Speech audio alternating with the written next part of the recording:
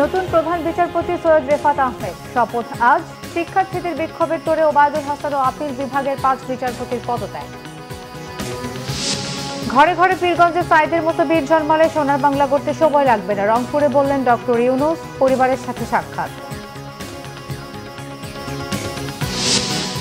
আন্দোলনে গণহত্যার নিরপেক্ষ তদন্ত চেয়ে জাতিসংঘ ও প্রধান উপদেষ্টাকে চিঠি দেবে বিএনপি, জানালেন মির্জা ফখরুল। আমিরাতে গ্রেফতারকৃতদের মুক্তি দাবি। খালেদা জিয়াকে আরো আগেই মুক্তি দেওয়া উচিত ছিল, শেখ হাসিনা পদত্যাগ করেননি, বিদেশি গণমাধ্যমকে বলেছেন সজীব ওয়াজেদ জয়।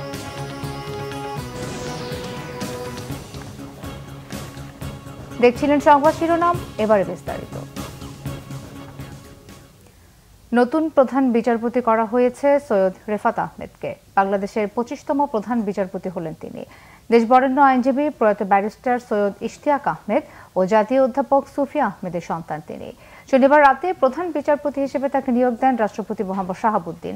এ বিষয়ে প্রজ্ঞাপন জারি করেছে আইন মন্ত্রণালয়। এতে বলা হয়েছে, সংবিধানের 95-1 অনুচ্ছেদে দেয়া ক্ষমতা বলে রাষ্ট্রপতি মোহাম্মদ শাহাবুদ্দিন হাইকোর্টের বিচারপতি সৈয়দ রেফাত আহমেদকে বাংলাদেশের প্রধান বিচারপতি হিসেবে নিয়োগ দিয়েছেন।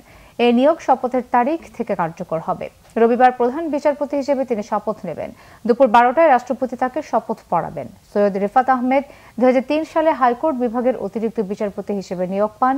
2005 সালে হাইকোর্ট বিভাগের বিচারপতি হিসেবে তার নিয়োগ স্থায়ী হয়।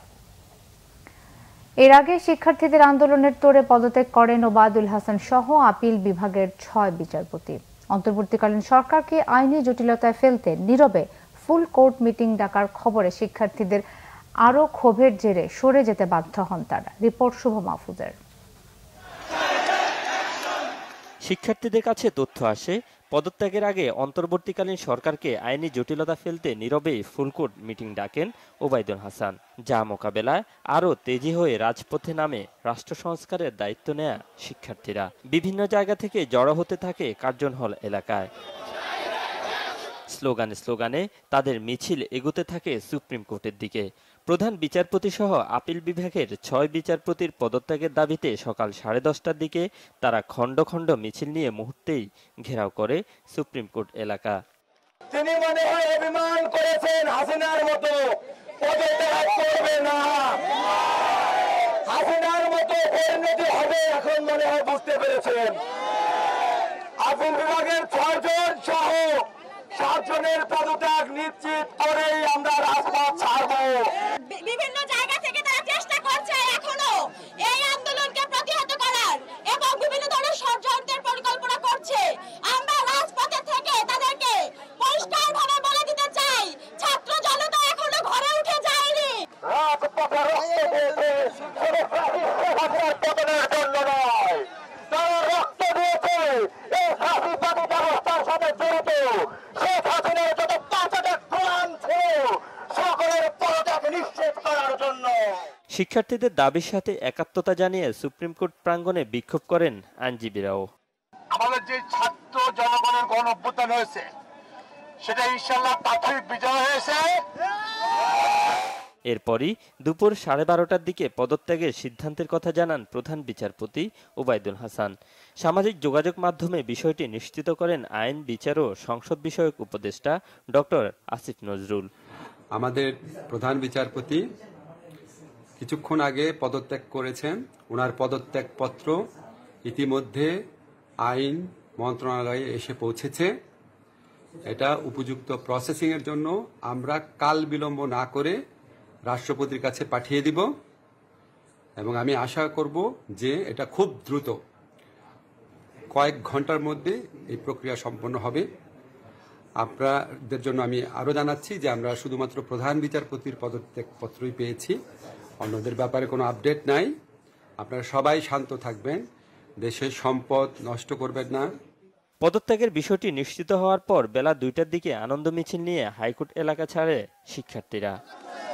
শুভ মাহফুজ, বাংলা ভিশন, ঢাকা। পদত্যাগী প্রধান বিচারপতি সহ আপিল বিভাগের 6 বিচারপতির ব্যক্তিগত ও রাজনৈতিক ভূমিকা বরাবরই ছিল প্রশ্নবিদ্ধ। দায়িত্ব পালনের বিভিন্ন সময় তাদের বক্তব্য নিয়ে হয়েছে তীব্র সমালোচনা। তাদের বিচার কার্য নিয়েও ছিল নানান প্রশ্ন। রিপোর্ট রিশান নাসরুল্লাহ। আমি বিচারপতি যখন একটি শপথ বাক্য পাঠ করি, এই সংবিধানের বাইরে যাওয়ার আমার কোনো সুযোগ নেই। এবং আমি প্রায় সময় বলি, বারবারে বলি, সুযোগ পেলেই বলি যে আমরা বাংলাদেশের বিচারপতিরা আমরা হলাম শপথবদ্ধ রাজনীতিবিদ। আপিল বিভাগের দায়িত্ব পালনের ক্ষেত্রে আওয়ামী লীগ সরকারের নির্দেশনা পালন করে রায় দেওয়ার অভিযোগ ছিল বিচারপতিদের বিরুদ্ধে। বিভিন্ন অনুষ্ঠানে রাজনৈতিক বক্তব্য দিয়েছেন কেউ কেউ। যদি মুক্তিযুদ্ধের চেতনা আবহাওয়া আমার মাথার মধ্যে না থাকে, আমার সংবিধান ব্যাখ্যায় ভুল হবে, আমার আইনের ব্যাখ্যায় ভুল হবে। এবং আমাদের বাংলাদেশ সুপ্রিম কোর্ট অনেকবারই এই ভুলটা করেছিল এই প্রেক্ষাপটগুলো বিবেচনায় না নিয়ে। বিচারপতি ওবায়দুল হাসান গেল বছরের সেপ্টেম্বরে প্রধান বিচারপতি হিসেবে নিয়োগ পান। আন্তর্জাতিক অপরাধ ট্রাইব্যুনালও দায়িত্ব পালন করেছেন তিনি। কোটা সংস্কার আন্দোলনের সময় শিক্ষার্থীর অবস্থান কর্মসূচি নিয়ে নেতিবাচক মন্তব্য করেন সাবেক প্রধান বিচারপতি। বলেন, রাস্তায় আন্দোলন করে রায় বদল করা যায় না। অন্তর্বর্তীকালীন সরকার গঠনের পরই তার পদত্যাগের দাবি তোলেন শিক্ষার্থীরা। আন্দোলনের মুখে মেয়াদ শেষ হওয়ার আগেই পদ ছাড়লেন আওয়ামী লীগের সময় নিয়োগ পাওয়া প্রধান বিচারপতি এবং আপিল বিভাগের অন্য 5 বিচারপতি। রিশান নাসরুল্লাহ, বাংলাভিশন, ঢাকা। বৈষম্য বিরোধী আন্দোলনের প্রথম শহীদ আবু সাইদের রংপুরের গ্রামের বাড়ি পরিদর্শন করেছেন প্রধান উপদেষ্টা ডক্টর মোহাম্মদ ইউনূস। এ সময় প্রধান উপদেষ্টা বলেন, আজকের বাংলাদেশ আবু সাইদের বাংলাদেশ। বাংলাদেশের ঘরে ঘরে বীর আবু সাইদের জন্ম হলে সোনার বাংলা প্রতিষ্ঠিত হবে। আন্দোলনের সকল হত্যার বিচারের আশ্বাস দেন প্রধান উপদেষ্টা। রংপুর থেকে আরো জানাচ্ছেন রকুনুজ্জামান, ক্যামেরায় ছিলেন জামাল উদ্দিন। সকাল 11টার দিকে ঢাকা থেকে হেলিকপ্টার যোগে রংপুরের পীরগঞ্জে পৌঁছান অন্তর্বর্তীকালীন সরকারের প্রধান উপদেষ্টা নোবেলজয়ী ডক্টর মোহাম্মদ ইউনূস। পীরগঞ্জের মদনখালী ইউনিয়নের বাবনপুর গ্রামে বৈষম্য বিরোধী ছাত্র আন্দোলনের প্রথম শহীদ আবু সাইদের বাসায় আসেন তিনি। বাসার সামনে আবু সাইদের কবর জিয়ারত করে সাইদের বাসায় তার পরিবারের সাথে কথা বলেন প্রধান উপদেষ্টা। আবু সাইদের হত্যাকারীদের বিচারের আশ্বাসও দেন তিনি। জাতীয় পতাকা তুলে দেন আবু সাইদের পরিবারের হাতে। এ সময় প্রধান উপদেষ্টা ডক্টর মোহাম্মদ ইউনূস বলেন, আবু সাইদের স্বপ্নই ছাত্র জনতার স্বপ্ন, তা বাস্তবায়ন করাই এখন মূল দায়িত্ব। ছবি দেখলে বিশ্বাস করা যায় না যে একটা মানুষ, একটা ছেলে বন্দুকের সামনে হাত উঠাইয়া দাঁড়াইয়া আছে। মারেন, গুলি করছে, একটু টল করছে, আবার ধরছে, তারপরে আরেকটু। এই সেই লোক। কাজে এটাকে ভোলার শুধু এখানে পীরগঞ্জের বিষয় না, এটা বাংলাদেশের বিষয় না, সারা দুনিয়ার বিষয়। যে কাজটা সে করেছে এটা নিয়ে যুগ যুগান্তরে কবিতা হবে, উপন্যাস হবে, নাটক হবে, মানুষ স্মরণ করবে তাকে। এই সে লোক এখানে শুয়ে আছে আজকে। আমাদের কাজ হলো যে স্বপ্নের পেছনে দাঁড়িয়ে সে বুক পেতে দিয়েছিল সেই স্বপ্নকে বাস্তবায়ন। এরপর রংপুর রোকেয়া বিশ্ববিদ্যালয়ে আসেন প্রধান উপদেষ্টা ডক্টর মোহাম্মদ ইউনূস। এখানে ছাত্র শিক্ষকদের সাথে মতবিনিময়ে ছাত্র তরুণদের স্মরণ করিয়ে দেন এই অর্জন যেন কেউ ব্যর্থ করে দিতে না পারে। বড় জিনিসের মধ্যে থাকে যে যে অবস্থায় আছে, এই জন্যই আবু সাইদ এত মহান। সে বড় জিনিসের স্বপ্ন থেকে সেই জন্য বুক পেতে দিয়েছে। মারো, কি করবা? সেই স্বপ্ন থেকে বিচ্যুত হয়নি। সে তো পালিয়ে যেতে পারতো, মাফ করে দেন আমারে বলতে পারতো, বলতে নেই, দাঁড়িয়ে গেছে। তারপরে তোমরা যখন দাঁড়িয়ে গেছো আর দেশ আটকে রাখতে পারেনি। এই দ্বিতীয় বিজয়টা আসলো সেই জন্য। বারে বারে যেটা তোমাদেরকে বলতেছি, যে স্মরণ করাচ্ছি, এবার যেন ব্যর্থ না হয়। কারণ ব্যর্থ করার জন্য বহু লোক দাঁড়াই আছে, বহু লোক। তোমরা জানো, তোমাদেরকে ব্যর্থ করে দেওয়ার জন্য। পরে রংপুর মেডিকেলে আন্দোলনে আহত শিক্ষার্থী সহ সাধারণের চিকিৎসার খোঁজ খবর নিতে রংপুর মেডিকেলে যান প্রধান উপদেষ্টা। শেষে সার্কিট হাউসে রংপুরের আইন শৃঙ্খলা বাহিনী ও প্রশাসনের ঊর্ধ্বতন কর্মকর্তাদের সাথে বৈঠকের পর বিকেলের দিকে হেলিকপ্টার যোগেই ঢাকায় ফেরেন প্রধান উপদেষ্টা নোবেলজয়ী ডক্টর মোহাম্মদ ইউনূস। রকুনুজ্জামান, বাংলাভিশন, রংপুর। সংখ্যালঘুদের উপর নির্যাতনে বিএনপিকে জড়িয়ে অপপ্রচার চালানো হচ্ছে, অভিযোগ বিএনপির মহাসচিব মির্জা ফখরুল ইসলাম আলমগীরের। বিএনপির গুলশান কার্যালয়ে আয়োজিত সংবাদ সম্মেলনে তিনি জানান, ছাত্র জনতার আন্দোলনে গণহত্যার জন্য নিরপেক্ষ তদন্ত চেয়ে জাতিসংঘ ও প্রধান উপদেষ্টার কাছে চিঠি দেবে বিএনপি। সংযুক্ত আরব আমিরাতে যারা গ্রেফতার হয়েছেন তাদের মুক্তির জন্য চিঠি দেবে দলটি। জাহাঙ্গীর আকন্দের রিপোর্ট।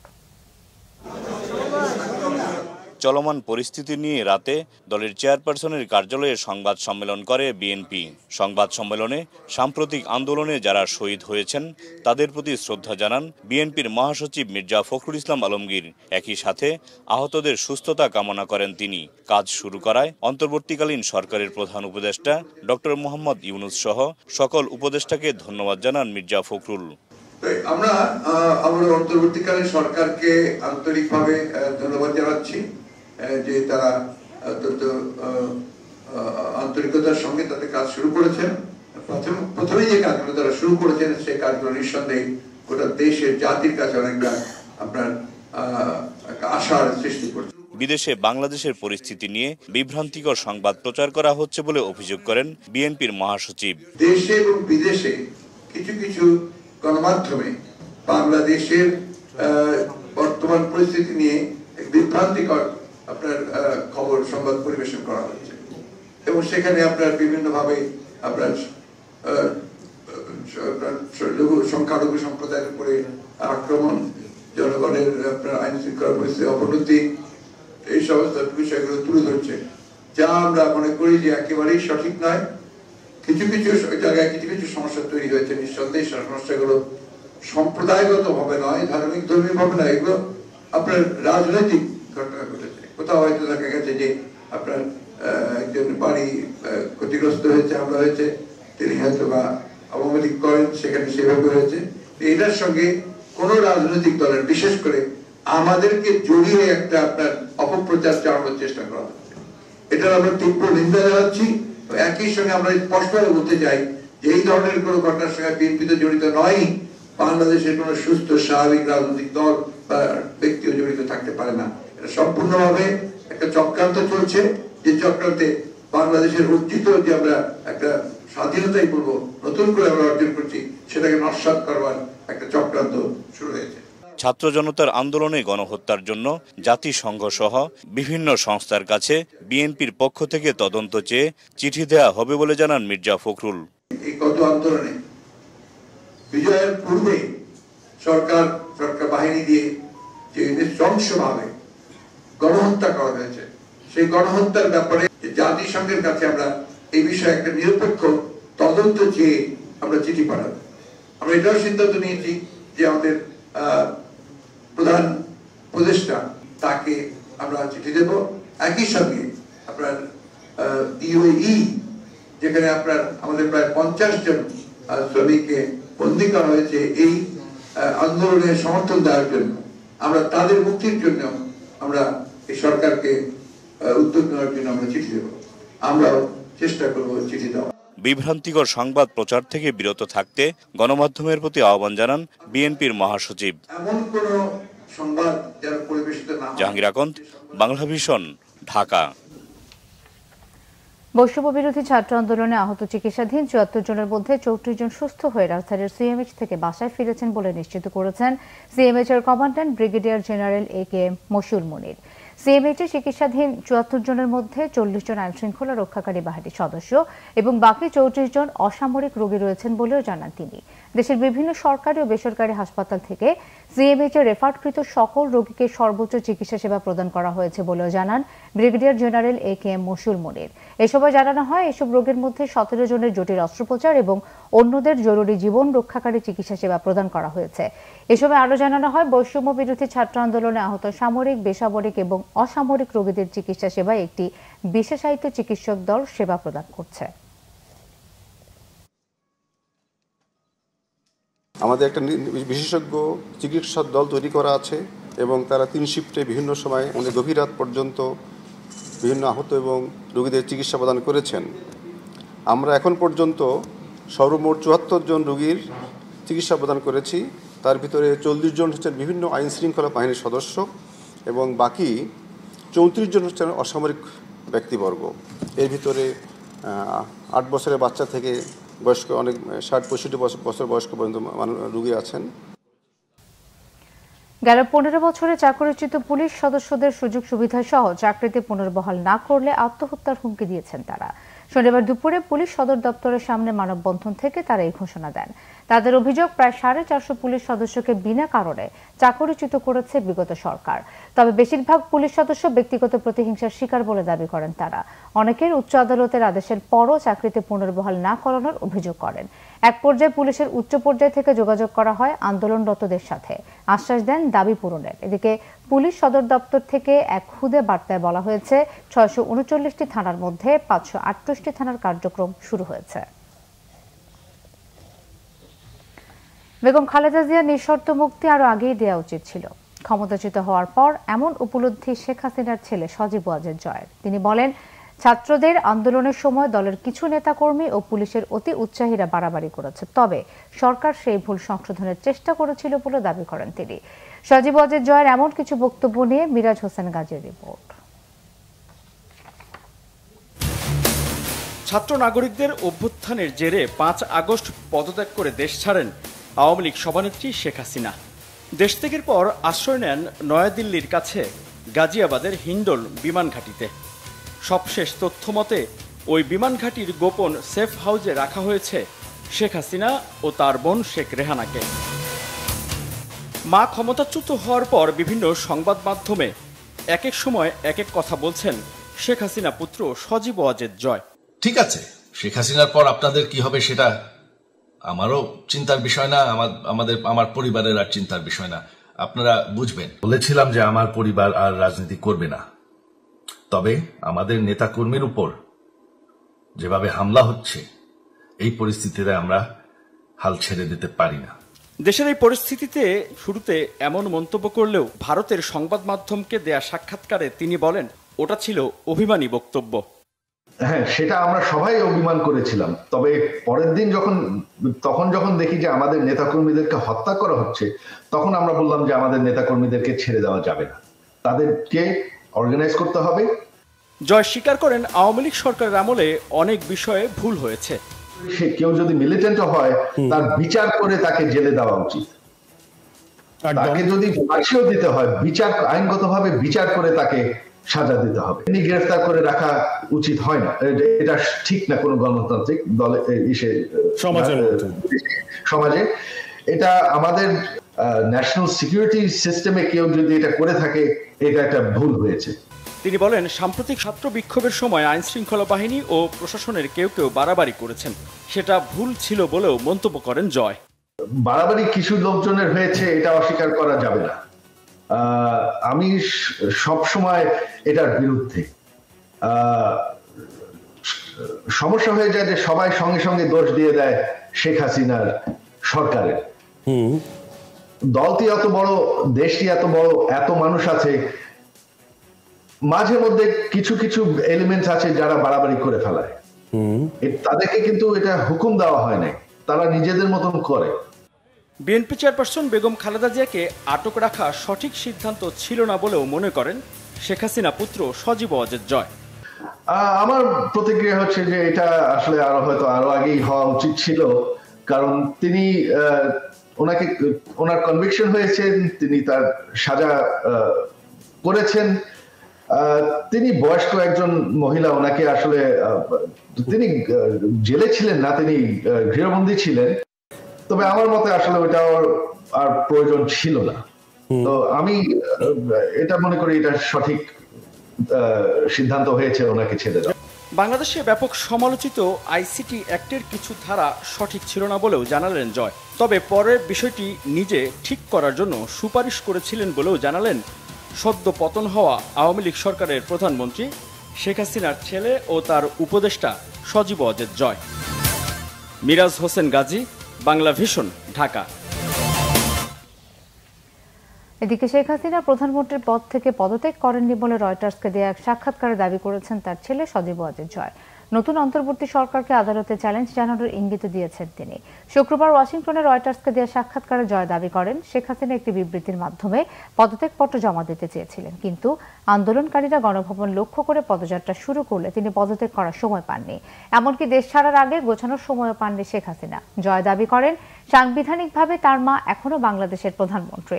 গেল 5 আগস্ট শেখ হাসিনা দেশ ত্যাগ করলে আন্দোলনকারীদের দাবি মেনে 6 আগস্ট সংসদ বিলুপ্ত ঘোষণা করেন রাষ্ট্রপতি মোহাম্মদ শাহাবুদ্দিন। শাহাবুদ্দিন। এই সিদ্ধান্তকে আদালতে চ্যালেঞ্জ জানাতে পারে আওয়ামী লীগ, এমন ইঙ্গিত দেন সজীব ওয়াজেদ জয়। আগামী 3 মাসের ভেতর বাংলাদেশে নির্বাচন দেখতে চান জয়। আওয়ামী লীগ সেই নির্বাচনে অংশ নেবে। ক্ষমতায় আসতে না পারলেও বিরোধী দল হিসেবে রাজনীতি চালিয়ে যাবে আওয়ামী লীগ, এমনটি জানান শেখ হাসিনা পুত্র।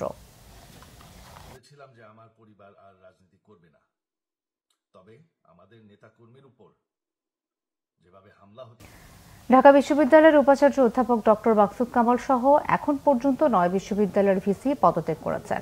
শিক্ষার্থীদের আন্দোলনের মুখে শনিবার শিক্ষা মন্ত্রণালয়ের সচিবের মাধ্যমে পদত্যাগপত্র জমা দেন ঢাকা বিশ্ববিদ্যালয়ের উপাচার্য প্রফেসর ডক্টর সীতেশ চন্দ্র বাছার এই তথ্য নিশ্চিত করেছেন। সিলেটের শাহজালাল বিজ্ঞান ও প্রযুক্তি বিশ্ববিদ্যালয়ের উপাচার্য অধ্যাপক ফরিদুদ্দিন আহমেদ পদত্যাগ করেছেন। শনিবার বিকেলে বিশ্ববিদ্যালয়ের জনসংযোগ বিভাগ থেকে উপাচার্যের বিষয়টি সংবাদ মাধ্যমকে জানানো হয়েছে। পদত্যাগ করেছেন জাহাঙ্গীরনগর বিশ্ববিদ্যালয়ের উপাচার্য ডক্টর মোহাম্মদ নুরুল আলমও।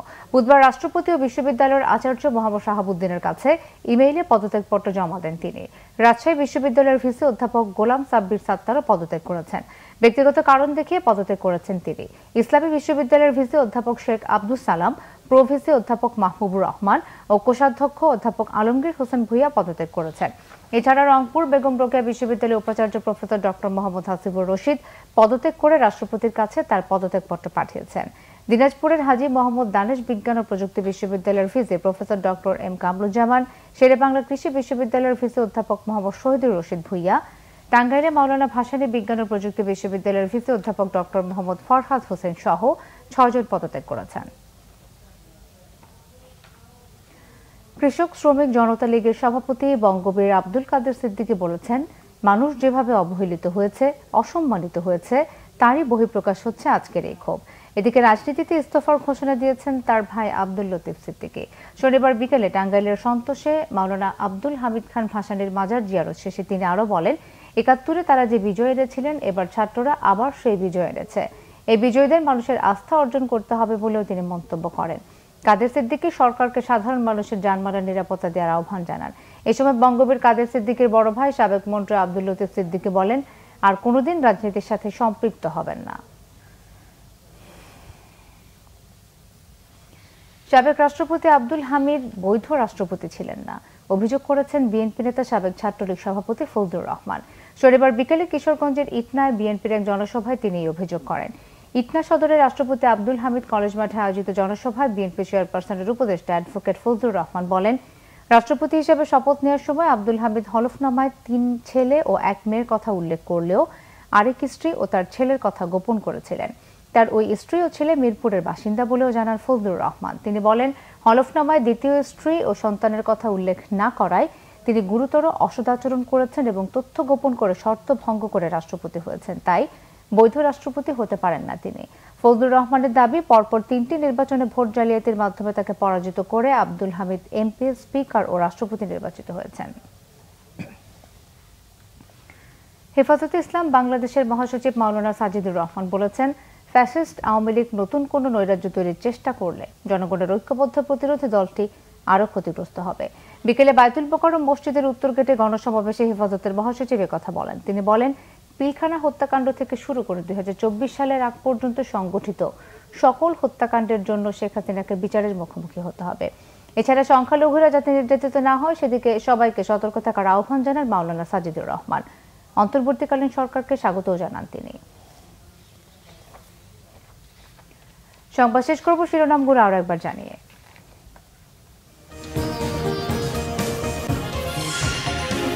নতুন প্রধান বিচারপতি সৈয়দ রেফাত আহমেদ শপথ আজ। শিক্ষার্থীদের বিক্ষোভের তোড়ে ওবায়দুল হাসান ও আপিল বিভাগের 5 বিচারপতির পদত্যাগ। ঘরে ঘরে পীরগঞ্জে সাইদের মতো বীর জন্মালে সোনার বাংলা করতে সময় লাগবে না, রংপুরে বললেন ডক্টর ইউনূস। পরিবারের সাথে সাক্ষাৎ। আন্দোলনে গণহত্যার নিরপেক্ষ তদন্ত চেয়ে জাতিসংঘ প্রধান উপদেষ্টাকে চিঠি দেবে বিএনপি, জানালেন মির্জা ফখরুল। আমিরাতে গ্রেফতারকৃতদের মুক্তি দাবি।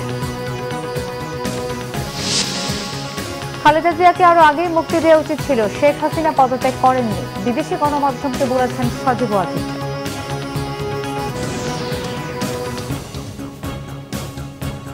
এই ছিল এখনকার মতো। পরের সংবাদ সকাল 7:30টায়। এছাড়া বাংলা ভিশন সংবাদ ও সংবাদ সংশ্লিষ্ট অনুষ্ঠানকে ভিজিট করুন www.bvnews24.com ও facebook.com/banglavisionnews এবং সাবস্ক্রাইব করুন youtube.com/banglavisionnews। ধন্যবাদ।